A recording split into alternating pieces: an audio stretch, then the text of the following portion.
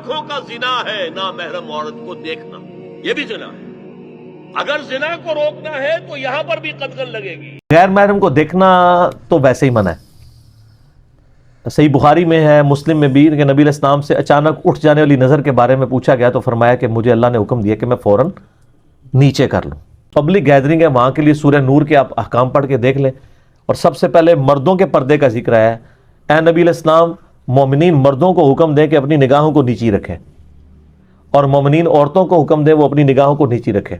देखो, नामहरम को देखना, चाहे इस्लामिक वीडियोज़ हों गैर इस्लामिक वीडियोज़ हों, उसको देखना गुनाह क्यों है? इसलिए कि जब मर्द किसी नामहरम खास तौर पे जवान लड़की को देखता है तो उसकी तबीयत उसकी तरफ माइल होती है, उसको फितने का अंदेशा होता है। ये चीज़ गुनाहों का जरिया बनती है, बदनज़री का जरिया बनती है। तो चाहे इस्लामिक वीडियोज़ हों या गैर इस्लामिक वीडियोज़ हों, बिला ज़रूरत नामहरम की तरफ नज़र करना और उससे लज्जत हासिल करना ये नाजायज़ है। बाज़ दफ़ा लज्जत हासिल करने की नीयत से नहीं देख रहा होता, देख रहा होता है, वैसे ही देख रहा होता है, लेकिन उसका नुकसान ये होता है कि दिल में बिलाखिर बुरे ख्यालात पैदा होने का खतरा होता है। तो इसलिए ऐसे देखना भी जायज़ नहीं है। कि सूरह नूर की अंडरस्टैंडिंग जो आपकी थी, इस पर भी हमारे जो रिवायती उलमा हैं वो मुत्तफिक नहीं हैं। तो उनका इस्तदलाल एक एक करके मैं आपके सामने रखता हूँ। नूर से आपने 3 हिदायत बयान की थी कि गज़्ज़े बसर, हिफ्ज़ फुरूज और जीनतों के बारे में अल्लाह की हिदायत। पहली चीज़ गज़्ज़े बसर, इस पे आपका जो नुक्ता नज़र था वो ये था कि नज़रें जो हैं वो ताड़ने वाली ना हो, खदोखाल का जायज़ा लेने वाली ना हो, मर्द और दोनों को ये कहा गया है। मैं एक मुख्तसर से इक़्तिबास आपके सामने पढ़ता हूँ। ये मारिफुल कुरान बड़ी मारकतुल आरा तफसीर है, मुफ्ती शफ़ी अलैहि रहमा के मुफ्ती आज़म भी रहे हैं। वो ये लिखते हैं कि इब्तदाई हिस्से में तो वही हुक्म है जो इससे पहले आयत में मर्दों को दिया गया कि अपनी नज़रें पस्त रखें, यानी निगाहें फेर लें। मर्दों के लिए हुक्म में औरतें भी दाखिल थीं, मगर उनका जिक्र अलहदा ताकीद के लिए किया गया। इससे मालूम हुआ कि औरतों को अपने महरम के सिवा किसी मर्द को देखना हराम है। बहुत से उलमा का कौल ये है कि गैर महरम मर्द को देखना औरत के लिए मुतलकन हराम है। ये मैं दोबारा जुमला पढ़ देता हूँ। वो लिखते हैं कि बहुत से उलमा का ये कौल है कि गैर महरम को देखना औरत के लिए मुतलकन हराम है, ख्वाह शहवत और बुरी नीयत से देखे या बग़ैर किसी नीयत और शहवत के देखे, दोनों सूरतों में हराम है। और फिर मुफ्ती शफ़ी अलैहि रहमा अपने इस नतीजा फ़िक्र का इस्तदलाल पेश करते हैं सैयदा उम्मे सलमा और उम्मे मैमूना की रिवायत से कि जब अब्दुल्ला इब्ने उम्मे मक्तूम आ गए तो रसूलुल्लाह सल्लल्लाहु अलैहि वसल्लम ने फरमाया, वो नाबीना थे, तो औरतों को कहा कि अंदर चली जाओ क्योंकि तुम तो नाबीना नहीं हो। तो गज़्ज़े बसर से जो नतीजा आपने निकाला हम सब, उसके मुकाबिल में ये रिवायत भी मौजूद है और मुफ्ती शफ़ी कहते हैं कि उलमा का यही कौल है कि मुतलकन हराम है। क्या कहते हैं? हम अपने उलमा की गायत दर्जा इज्जत करते हैं, लेकिन जब वो कोई बात कहेंगे तो ये देखेंगे ना उसका इस्तेदलाल क्या है। जी, यहाँ एक तरफ कुरान मजीद की आयत है, दूसरे एक हदीस बयान की गई। जी, सबसे पहले आयत को देखिए। आयत में जो अल्फाज इस्तेमाल किए गए हैं वो क्या अल्फाज हैं? उनमें ये कहा गया कि यग़ुज़्ज़ू मिन अब्सारिहिन या यग़ज़ुज़्न मिन अब्सारिहिन। जी, इसी से गज़्ज़े बसर की ताबीर इख्तियार की गई। गज़्ज़े बसर का मतलब क्या है? जी, क्या इसका मतलब ये है कि आप आंखें बंद कर लें, आप बिल्कुल नहीं देखें, आप निगाहें हटा लें, आप ज़मीन पर देखते रहें? क्या ये मतलब है? मैंने आपसे अर्ज़ किया कि इसके ये मानी नहीं है। जी, अरबियत की रूह से इसका मुद्दा क्या होता है इसको खुद कुरान मजीद से समझ लीजिए। अच्छा, कुरान मजीद में ये फ़ेल दूसरी जगहों पर भी इस्तेमाल हुआ है। अच्छा, 2 मकामात पर बिल्कुल वजाहत से कुरान मजीद ने इस मुद्दा को खुद वाज़े कर दिया है। कुरान मजीद की सूरह हुजरात में देखिए, वहाँ रिसालत मआब सल्लल्लाहु अलैहि वसल्लम की बारगाह में बैठने के आदाब बताए गए। जी, उसमें क्या कहा है? इन्नल्लज़ीना यग़ुज़्ज़ूना अस्वातहुम इंद रसूलिल्लाह उलाइका अल्लज़ीना इम्तहनल्लाहु क़ुलूबहुम लित्तक़वा। अच्छा, वो लोग जो रिसालत मआब सल्लल्लाहु अलैहि वसल्लम की बारगाह में अपनी आवाज़ों को पस्त रखते हैं। यहाँ क्या कहा है सूरह नूर में? निगाहों को पस्त रखते हैं। वहाँ कहा है आवाज़ों को पस्त रखते हैं। क्या मतलब है उसका? पस्त यानी आवाज़ निकलनी नहीं चाहिए, नहीं, उन्हें रिसालत मआब सल्लल्लाहु अलैहि वसल्लम की बारगाह में बोलना नहीं चाहिए, नहीं, बात नहीं करनी चाहिए। तो जो मुद्दा वहाँ है वही मुद्दा यहाँ, यानी एक ही फेल है जो इस्तेमाल हुआ, एक ही फेल इस्तेमाल हुआ। अच्छा, वही गज़्ज़ा यग़ुज़ है, यानी यहाँ उसका मफ़ूल अब्सार है, वहाँ अस्वात है। अच्छा, आप अपनी आवाज़ को पस्त रखें, यहाँ कहा है अपनी निगाह को पस्त रखें। तो आवाज़ की पस्ती का क्या मतलब है? यानी आप मुखातब का एहतराम मलूज़ रखें, इज्जत मलूज़ रखें, आवाज़ में ऐसी कुरख्तगी ना हो آواز کو بلند کرنے کی کوشش نہ کرے، بات کو آگے بڑھانے کا طریقہ اختیار نہ کرے، بارگاہ نبوت کے آداب کا لحاظ رکھیں، یہی کہیں گے نا جی۔ تو بالکل یہی بات ہم یہاں کہہ رہے ہیں، یعنی اپنی نگاہوں کو کھلا نہ چھوڑ دیں، نگاہیں بچا کے رکھیں، وہ خط و خال کا جائزہ لینے والی نہیں ہونی چاہیے، وہ تاڑنے والی نہیں ہونی چاہیے، ان میں شرافت ہونی چاہیے۔ تو نگاہ کی پستی سے یہاں یہ مراد ہے۔ اچھا دوسری جگہ دیکھیے، قرآن مجید نے سورہ لقمان میں ہمیں عمومی زندگی سے متعلق بعض چیزوں پر تنبیہ کی، اخلاق کی ہدایات دی۔ وقصد فی مشیک وغضض من صوتک انا انکر الاصوات لصوت الحمیر، یعنی اپنی چال میں میانہ روی پیدا کرو، اپنی آواز میں پستی رکھو، یعنی کہ چپ ہو جاؤ، وغضض من صوتک۔ اس کے بعد دیکھیے کوئی گنجائش نہیں رہے گی، باقی واضح کر دیے انا انکر الاصوات لصوت الحمیر، سب سے بری آواز گدھے کی آواز ہوتی ہے۔ تو یعنی بری آوازیں جو ہیں وہ نہیں ہونی چاہیے، چیخنے چلانے کا طریقہ نہیں ہونا چاہیے۔ یہ کوئی آدمی خطابت میں اختیار کرے، گفتگو میں اختیار کرے، بات چیت میں اختیار کرے، ظاہر ہے کہ یہ محمود نہیں ہوگا، مذموم ہوگا۔ تو بالکل وہی بات جو یہاں کہی گئی ہے وہ یہاں کہی گئی ہے۔ تو میرے نزدیک تو عربیت کی روح سے اس کا صحیح مفہوم وہی ہے جو میں نے بیان کر دیا ہے، یعنی ہماری نگاہوں میں حیا ہونی چاہیے، جس طرح کی ایک شریف آدمی کی نگاہ اٹھتی ہے یہ ویسی نگاہ ہونی چاہیے۔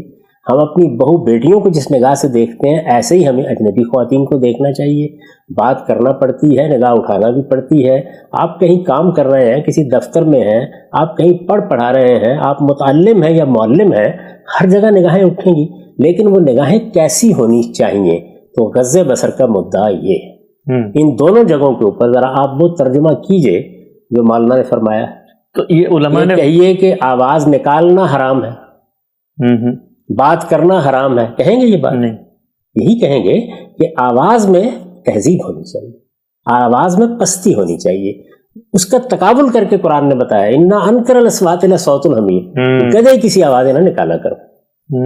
تو یہاں کیا ہے، آواز نکالنے سے نہیں روکا جا رہا، آواز کی نوعیت زیر بحث ہے۔ رسالت مآب صلی اللہ علیہ وسلم کی بارگاہ میں بھی یہی صورتحال ہے۔ تو میرے نزدیک تو یہ مدعا کسی طرح بھی ان الفاظ سے برآمد نہیں کیا جا سکتا۔ جہاں تک روایت کا تعلق ہے، آپ جانتے ہیں کہ ہم اس پر پہلے تبصرہ کر چکے ہیں۔ یعنی پہلی چیز یہ کیا ہے، پہلی چیز یہ ہے کہ اگر روایت کو آپ مان لیجئے، برسبیل تنزل قبول کر لیجئے، تو روایت کا تعلق ازواج مطہرات سے۔ ان کے لیے تو ازواج مطہرات کے بارے میں ہم کہہ چکے کہ ان پر یہ پابندی عائد کی گئی تھی، ان کو گھر سے باہر بھی نہیں جانا تھا، ان کے ہاں اجنبی لوگوں کو بھی نہیں آنا تھا، ایک خاص دائرے سے باہر کے لوگوں کے ساتھ میل ملاقات ہی کو بند کر دیا گیا تھا۔ جی یہ ہم دیکھ چکے۔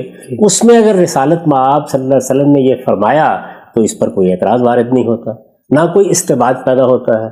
لیکن میں بتا چکا آپ کو اس سے پہلے کہ روایت ضعیف ہے، اس وجہ سے جب روایت میں ضعف ہو تو رسالت مآب صلی اللہ علیہ وسلم کی نسبت سے اس کو بیان نہیں کرنا چاہیے۔ یعنی ہم یہ تو کہہ سکتے ہیں کہ یہ چیز قرآن مجید کے احکام سے یا فطرت کے مقتضیات سے واضح ہوتی ہے، یہی چونکہ روایت میں بیان ہوئی ہے یا کوئی اجتہادی مسئلہ ہے تو چلیے ضعیف روایت بھی پیش کر دیں، لیکن حضور کی نسبت سے اس کو پیش نہیں کرنا چاہیے۔ تو یہ باتیں میں اس سے پہلے عرض کر چکا ہوں، اس لیے میرے نزدیک ان دونوں باتوں میں کوئی وزن نہیں۔ ٹھیک، اچھا ہم صاحب یہ بتائیے کہ جو لکھا ہے اور یہ ایک نمائندہ رائے ہے، یہی ہمارے روایتی علماء پیش کرتے ہیں، نور میں غض بصر سے جب وہ مراد لیتے ہیں، یہاں ہوا کیا ہے؟ یعنی ہم ان کی جگہ پر کھڑے ہو کر اگر سمجھیں کہ انہوں نے سورہ احزاب پہلے پڑھ لی ہے، یہ طے کر لیا ہے، اب وہ غض بصر کو دیکھ رہے ہیں تو یہ نتیجہ نکل رہا ہے، مطلب وہ کیوں یہ بات کر رہے ہیں؟ اس میں دیکھیے، یہ ہم اگر اس پس منظر میں جائیں گے تو بہت سی باتیں کہی جا سکتی ہیں، لیکن جو چیزیں متعین ہیں بس ان تک کی بات کو محدود رکھنا چاہیے۔ ٹھیک، یعنی علم کی روایت ہمیشہ پیش نظر بھی رہنی چاہیے اور اہل علم کی عزت بھی کرنی چاہیے۔ ٹھیک، میرے نزدیک کسی قوم کی بڑی بدقسمتی ہوتی ہے کہ وہ اپنے ہاں علمی اختلافات کی بنیاد پر استخفاف یا استہزاء کا طریقہ اختیار کرتے ہیں۔ غلطی مجھے بھی لگ سکتی ہے، غلطی کسی دوسرے صاحب علم کو بھی لگ سکتی ہے، جی، صرف استدلال کی تردید تک محدود رہنا چاہیے۔ میں نے آپ سے عرض کیا نا کہ جب یہ بات عموم میں مانی جانے لگی کہ ازواج مطہرات کو یہاں نمونے کے طور پر پیش کیا گیا اور یہ رجحان آہستہ آہستہ متاخرین کے ہاں غلبہ پاتا چلا گیا، درا حالے کہ متقدمین کے ہاں آپ کو اس کے آثار ہی نہیں۔ دوسرے یہ کہ جو سورہ احزاب میں بڑی چادر اوڑھ کر باہر نکلنے کی بات کی گئی تھی، اور جو ایک وقتی تدبیر تھی، ہم اس پر بہت بحث کر چکے، اس کا نتیجہ یہ نکال لیا گیا کہ یہ پردہ کرنے کا حکم ہے۔ تو اس سے ایک ذہنی تصویر بھی تو بنتی ہے نا، وہ ذہنی تصویر پھر بہت سی چیزوں کے بارے میں اس طرح کی شدت پیدا کر دیتی۔ اگر آپ قرآن مجید کے الفاظ کو پکڑ کر چلیں، یعنی اللہ تعالیٰ بات کیا کر رہے ہیں، پھر قرآن مجید کے الفاظ سے جو مدعا معلوم ہوتا ہے، دیکھیں جملے کی تعریف اس کو قبول کر رہی ہے، پھر یہ دیکھیں سیاق و سباق میں یہ مدعا ٹھیک بیٹھ رہا ہے، جب وہ بالکل متعین ہو جائے پھر روایات کو دیکھیں کہ کیا ان میں کوئی بات کہی گئی ہے تو اس سے متعلق ہوتی ہے۔ تو اب دیکھیے نا یہاں بھی کیا ہوا ہے، یعنی پہلے ایک ذہنی تصور کے تحت غض بصر کا مفہوم طے کیا گیا، اس کے بعد یہ فرق کیے بغیر کہ روایت کا تعلق ازواج مطہرات سے ہے، اس روایت سے بھی استدلال کر لیا گیا۔ تو میں نے توجہ دلائی بہت ادب کے ساتھ، اور میں پھر گزارش کروں گا کہ اہل علم کا ادب، ان کا احترام ہر حال میں ملحوظ رکھنا چاہیے۔ توجہ میں نے ظاہر دلائی ہے کہ نہ یہ صرف یہ کہ الفاظ اس کو قبول نہیں کرتے، روایت ازواج مطہرات سے متعلق ہے، اور پھر روایت بھی ضعیف ہے، تو اس لیے یہ سارا کا سارا استدلال بے بنیاد استدلال ہے۔ ٹھیک، اچھا ہم صاحب اگر نتیجے کے لحاظ سے دیکھیں، مثلا ہم یہ کہتے ہیں سارے احکام کا مقصد مذہب کے پیوریفیکیشن ہے، تزکیہ ہے، تو اگر نتیجے کے اعتبار سے مفتی صاحب کی رائے کو دیکھیں کہ بھئی نگاہیں آپس میں ان کا میل جولی نہ ہو، تو وہ جو باقی کی ساری ہدایات ہیں، فتنہ پیدا نہ ہو، زنا کی طرف میلان نہ ہو، خد و خال کا جائزہ نہ لے، تو یہ تو مطلب نتیجے کے لحاظ سے تو بڑی زبردست رائے ہے کہ اس سے تو مذہب کا اصل مقصد بہت آسانی سے حاصل ہو سکتا ہے۔ یہ دیکھیے بات یہ ہے کہ مذہب کا مقصد کس طرح حاصل ہوگا یہ میں نہیں بتاؤں گا، یہ مفتی صاحب بھی نہیں بتائیں گے، یہ اللہ تعالیٰ ہی بتائیں گے۔ یعنی یہ تو ہو سکتا ہے کہ ہم مقصد طے کرنے کے لیے بیٹھیں اور لوگوں کو ہر کام ہی سے روک دیں۔ آپ جانتے ہیں کہ لوگوں نے جب مذہب کا مقصد خود طے کیا تو اس میں تو رہبانیت بھی پیدا ہو گئی، لوگوں نے دنیا چھوڑ دی، وہ تپسیا کرنے کے لیے جنگلوں میں نکل گئے۔ اللہ تعالیٰ نے جو پیغمبروں کے ذریعے ہدایت دی ہے، اس کا مقصد ہی یہ ہے کہ انسان کو ان اختلافات سے نکال دیا جائے اور اس کو وہ راہ راست دکھائی جائے، صراط مستقیم دکھائی جائے، جس میں کوئی بے اعتدالی نہ ہو۔ آپ اللہ تعالیٰ کے احکام میں بیان کر چکا نا سب کے سب پچھلی نشستوں میں، ان کو سامنے رکھ کر دیکھیں، یعنی ان میں آداب بھی ہیں، ان میں بعض احتیاطوں کو بھی ملحوظ رکھنے کی ہدایت کی گئی ہے، ان میں تہذیب اور ثقافت کے پہلو بھی ملحوظ ہیں، اور اس کے ساتھ زندگی کے معاملات پر کوئی پابندی نہیں لگتی۔ یعنی خواتین کام کرنا چاہتی ہیں، وہ کھیتوں میں جانا چاہتی ہیں، وہ دفتروں میں جانا چاہتی ہیں، وہ پڑھانا چاہتی ہیں، وہ طبی خدمات انجام دینا چاہتی ہیں، کسی جگہ پر بھی کوئی رکاوٹ نہیں پیدا ہوتی، وہ اپنی زندگی کے تمام معاملات انجام دے سکتی ہیں اور اپنی شناخت کو قائم رکھ کے انجام دے سکتی ہیں، یعنی اس شناخت کو فراموش کر کے نہیں، یہ چیز بھی حاصل ہوتی ہے اور وہ تہذیبی اقدار بھی قائم رہتی ہیں جو اللہ تعالیٰ چاہتے ہیں کہ قائم رکھیں۔ تو اللہ کے دین ہی سے پوچھنا چاہیے کہ وہ اپنے مقصد کو پیش نظر رکھ کر ہمیں کس چیز کا پابند کرتا ہے اور کتنا پابند کرتا ہے، اس میں اپنی طرف سے آپ پاؤں کو سیر نہیں بنا سکتے۔ ٹھیک، لیکن ہم سب اگر کوئی کسی معاشرت میں ہمیں دیکھیں کہ نگاہیں آوارہ ہو رہی ہیں اور لوگوں کے اندر اس طریقے سے خد و خال کا جائزہ لینے کی ایک رسم پیدا ہو رہی ہے، فیشن کے وہ ٹرینڈز ہیں جن سے جنسی اعضاء نمایاں ہوتے ہیں، تو امکان ہے کہ نگاہوں کا میلان ہوگا خد و خال کا جائزہ لینے پر، تو کیا کوئی مجتہد، کوئی عالم غض بصر کی ہدایت کو سامنے رکھ کر یہ استدلال نہیں کر سکتا کہ اللہ نے تو کہا تھا جب دیکھو تو ایسی نگاہ نہ ہو، لیکن اب کیونکہ دیکھنے سے چیز ہی پیدا ہو رہی ہے تو ہم صدن لے ذریعہ پریکاشنری میجر کے طور پہ لوگوں کو کہتے ہیں کہ آپ دیکھیں نہیں، بس نگاہیں شرمیلی کر کے نیچے جھکا کے رکھیں۔ تو یہ ساری ہدایات سد ذریعہ ہی کی ہدایات ہے۔ جب اللہ تعالیٰ کسی چیز کے بارے میں سد ذریعہ کے احکام دے دیں تو پھر آپ اس پر مزید احکام دیں گے تو یہ تو شریعت سازی ہو جائے گی، یہ اللہ تعالیٰ کے مقابلے میں قانون سازی ہو جائے گی۔ یعنی اگر تو اللہ تعالیٰ نے صرف یہ بات کہی ہوتی کہ تم بدکاری کے قریب نہ جاؤ، میں نے عرض کیا تھا نا کہ سورہ نور میں پس منظر یہ ہے بدکاری کو سوسائٹی سے ختم کرنا یا روکنا یا اس کی حوصلہ شکنی کرنا پیش نظر ہے، اس کو ایک بڑا گناہ قرار دیا گیا، اس کی سزا بیان کی گئی، اس کے بعد تہمت کی سزا بھی بیان کر دی گئی، یہ پس منظر ہے۔ اگر بات اتنی ہی ہوتی اور اللہ تعالیٰ نے خود سد ذریعہ کے طور پر یہ ہدایات نہ دی ہوتی اور علماء یہ کہتے کہ لوگوں کو بدکاری سے روکنے کے لیے، کیونکہ اللہ تعالیٰ کہتے ہیں کہ لا تقربوا الزنا، تم زنا کے قریب بھی نہ جاؤ، تو ہم یہ ہدایات ان کو دے رہے ہیں، لیکن وہ بھی اس اسلوب میں نہیں دی جا سکتی کہ یہ حرام ہے، یہ حلال ہے، اس میں یہ اسلوب اختیار کیا جاتا ہے کہ دیکھیے اللہ تعالیٰ نے آپ کو فلاں چیز سے روکا ہے, یہ چیز اس تک جانے کا ذریعہ بن سکتی ہے, اس میں احتیاط کیجیے. تو ہم جب اپنی کوئی رائے بیان کرتے ہیں یا اپنی طرف سے کوئی احتیاط تجویز کرتے ہیں, سجیسٹ کرتے ہیں, تو اس کو لب و لہجہ یہ ہونا چاہیے. اس کے لیے یہ الفاظ اختیاری نہیں کیے جا سکتے. یہ الفاظ تو اسی وقت اختیار کیے جائیں گے جب اللہ تعالیٰ اور اللہ کا پیغمبر کسی بات کے بارے میں ہدایت دے گا. ہمارا کام نہیں ہے کہ ہم اپنی طرف سے حلال اور حرام کے فتوے دیں. ہمیں بتانا پڑے گا کہ ہم جس چیز کو جائز قرار دے رہے ہیں اس کے لیے دین میں کیا استدلال ہے, جس کو ناجائز قرار دے رہے ہیں اس میں دین کے لیے کیا استدلال ہے. ٹھیک ہے صاحب, ایک سوال اگر آپ سے پوچھا جائے کہ علماء نے یہ اعتراض کیا تھا کہ آپ عورت کے پردے کے قائل نہیں ہیں, تو یہ جتنی گفتگو ہم نے کی پچھلے 4-5-6 گھنٹوں میں, اس میں آپ کا جواب کیا ہوگا علماء کے استدلال پہ, اور خود آپ کا جو استدلال تھا کہ اللہ نے اس بارے میں کوئی حکم دیا ہے کہ نہیں دیا؟ میں اس کے جواب میں یہی کہوں گا کہ پردہ, حجاب یہ آپ کی اصطلاحات ہیں. اس طرح کی کوئی چیز نہ قرآن میں بیان ہوئی ہے نہ کسی حدیث میں بیان ہوئی ہے.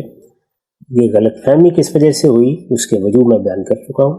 یعنی رسالت میں آپ صلی اللہ علیہ وسلم کی ازواج مطہرات کو بعض ہدایات کی گئیں, وہ یقیناً حجابی کی ہدایات تھیں, ان کو عام سمجھ لیا گیا.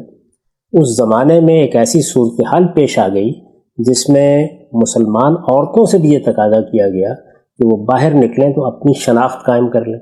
اس میں چونکہ جلباب کا لفظ آ گیا تو یہ خیال ہوا کہ یہ کوئی پردے کا حکم ہے, درحال ہے کہ وہ شناخت قائم کرنے ہی کا حکم تھا.